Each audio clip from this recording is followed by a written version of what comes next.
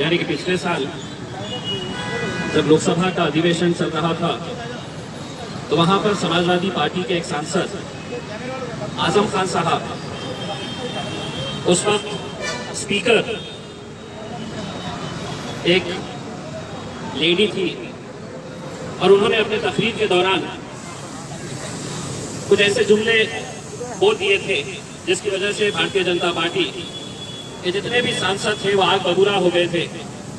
आजम खान साहब ने ये कहा था कि ये स्पीकर जो एक महिला है वो मेरी बड़ी बहन के समान है। भारतीय जनता पार्टी वाले बिल्कुल मानने के लिए तैयार नहीं थे। पूरा सांसद उन्होंने सर पर उठा लिया था। आजम खान साहब को मजबूर किया गया था कि आपने माफी मांगना चाहिए क्योंकि आपने महिलाओं के खिलाफ गलत शब्दों का इस्तेमाल किए थे। मैं उस वक्त सांसद के अंदर मौजूद था। आजम खान साहब ने माफी मांगने के बाद भी जितनी भी भारतीय जनता पार्टी की महिलाएं सांसद थी उन्होंने ये मांग किए थे कि आजम खान के खिलाफ सख्त से सख्त कार्रवाई होनी चाहिए। सिर्फ एक जुमले के ऊपर अगर ये पूरी महिलाएं भारतीय जनता पार्टी की और उनके सहयोगी पार्टी की अगर सिर्फ एक जुमले के ऊपर इतनी आग बबूला हो सकती है तो उसी भारतीय जनता पार्टी के राज्य के अंदर मेरी एक बहन की इज्जत लूटी जाती है और ये पूरे के पूरे खामोश बैठे हैं। इससे ज्यादा अफसोस और शर्म की क्या बात हो सकती है। ये घटना होने के बाद सरकार किस तरह से रातों रात उस बच्ची की लाश को जला दिया जाता है और उसके बाद उसके परिवार तक कोई पहुंच न सके, सच्चाई बाहर निकल न सके, तो पुलिस का किस नंगा नाच वहां पर देखने को मिल रहा है।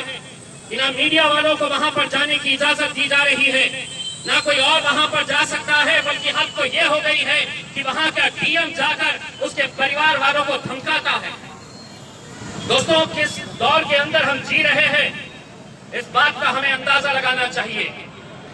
मैं आज भारतीय जनता पार्टी के तमाम लोगों से ये कहना चाहता हूं कि ये बलात्कार किसी एक बच्ची का हुआ है तो उसकी जात क्या है, उसका धर्म क्या है, उसका मजहब क्या है, ये मत देखो, क्योंकि बच्चियां तुम्हारे घर में भी है, बेटियां तुम्हारे घर में भी है, बेटियां हमारे घर में भी है, बहनें हमारे भी घर में है।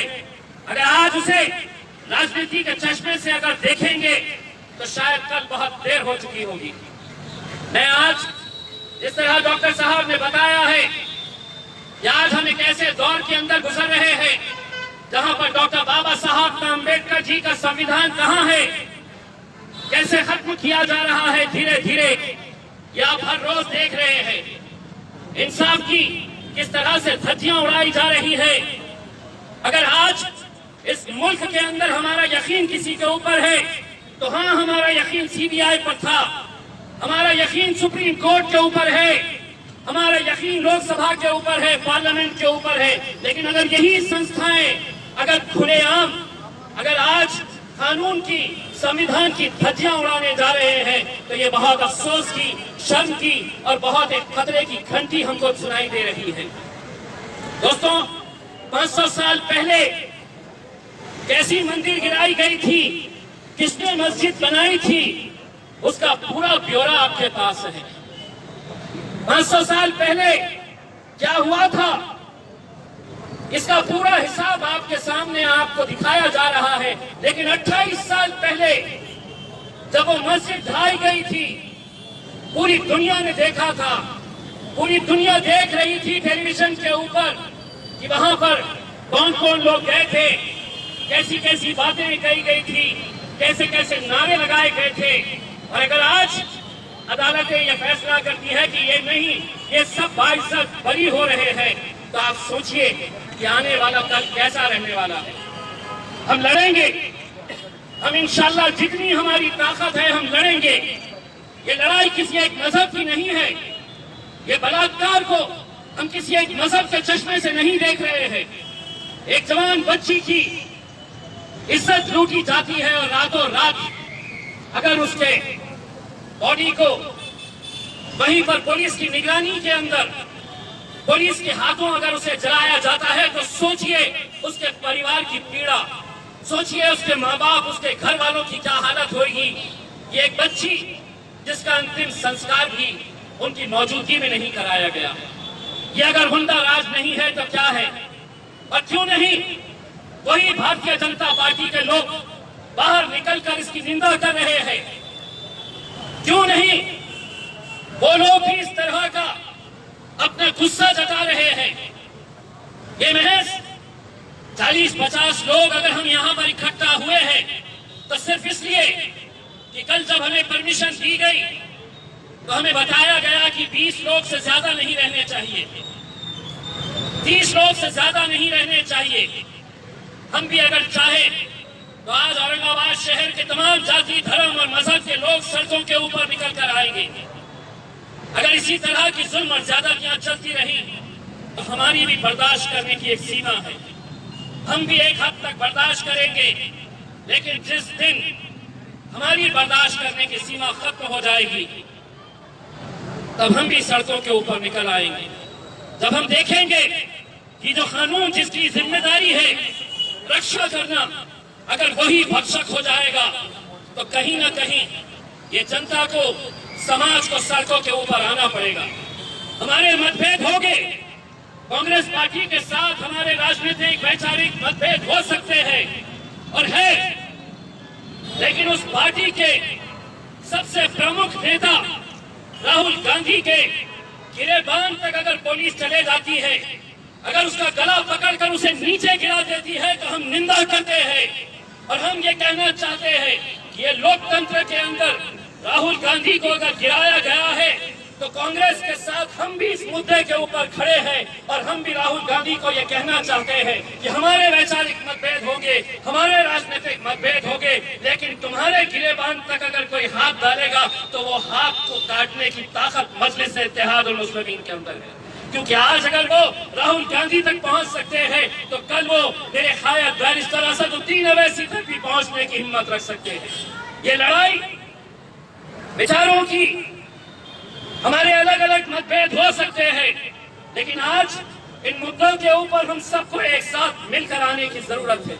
हम चाहेंगे कि इसकी शुरुआत औरंगाबाद से हो, कि जहां पर भारतीय जनता पार्टी भी यहाँ पर औरंगाबाद में कहीं पर भी क्यों ना हो, ये सोच ले कि अगर तुम्हारे घर में बेटियां हैं, तुम्हारे घर में अपनी बहनें हैं, तो तुम्हें इस घटना की निंदा करनी होगी। सियासत अपनी तौर के ऊपर चलेगी, ये चोर, ये लुच्चे लफंगे आएंगे जाएंगे, ये मुख्यमंत्री योगी आदित्यनाथ आज रहेगा कल नहीं रहेगा, लेकिन अगर उसका समर्थन करेंगे तो सोचिए उन दरिंदों की हिम्मत कैसे बढ़ेगी। वो दरिंदों को लगेगा कि मुझे तो अगर सरकार की ताकत मेरे साथ में है तो मैं ऐसे ही बलात्कार करते जाऊंगा। और सिर्फ एक ही नहीं, यही मनीषा नाम की लड़की नहीं, हम राय रोज उत्तर प्रदेश के अंदर, बलरामपुर के अंदर, भदोही के अंदर हर रोज इस तरह की बलात्कार की घटनाएं हो रही हैं।